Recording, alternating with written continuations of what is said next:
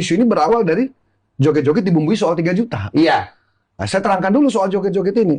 Bukan soal membela DPR, apalagi soal apa namanya karena satu partai, bukan.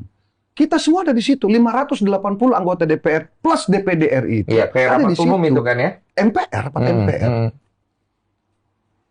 Kejadian ada kawan kita yang kemudian seolah-olah berjoget di situ dengan kawan-kawan yang lain, ya, notabene itu lintas partai. Ya bahasa saya spontanitas, karena ada musik yang diputar di lantai 2 oleh adik-adik Universitas Pertahanan. Yang kebetulan ada yang main musik kan? Dan memang itu masuk dalam acara. Masuk dalam rundown. Membawakan lagu nasional. Dianggapnya begitu, kira-kira gitu. Ada hiburan dari Unhan, lagu nasional dan lagu apalah kira-kira begitu. Nah, pada saat lagu itu, spontanitas kawan-kawan ini berjoget.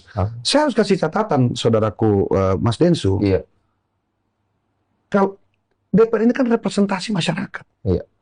DPR ini tidak tunggal loh.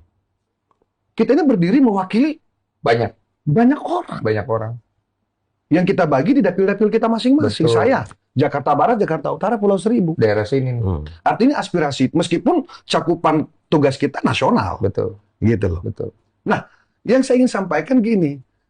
Apa salah kalau kemudian representasi masyarakat, dalam hal ini teman-teman DPR, bergembira karena pidato kenegaraan Bapak Prabowo Subianto sangat paripurna. Sangat paripurna. Apa isinya pidatonya? 10 bulan kinerja beliau, semua luar biasa. Beliau bicara tentang soal hilirisasi, Pak. Ya.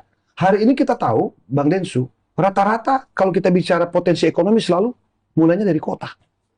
Nah, melalui hilirisasi pangan, melalui koperasi, artinya ada potensi ekonomi yang terbangun, tumbuh di pojok-pojok desa. Iya, betul. Tumbuh di kampung-kampung. Gitu loh. Selama ini dalam tanda petik terpinggirkan. Gitu loh. Selama ini terabaikan. Betul. Semua kita bicara ekonomi pusatnya di kota. Itu yang dibicarakan saat itu? Saat itu. Belum lagi soal makanan bergizi gratis. Memang baru 2 juta. Gitu, baru 2 juta. Gitu loh. Tapi kan tujuannya kan sampai ke target yang disampaikan oleh Pak Prabowo. Minimal tahun depan misalnya 10 juta. Terus meningkat sampai ke 8, targetnya 80 juta. 2 poin. Makanan bergizi gratis misalnya gitu loh. Apalagi penegakan hukum. Poin kita lihat penegakan hukum, Pak. Ini ada 2 hal ya.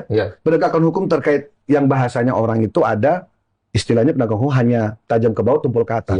Faktanya hari ini, Pak, Bapak lihat sendiri kan informasi di media. Barusan ketangkep. Itu orang badan beliau, Pak. Iya, tapi barusan ketangkep. Itu dia.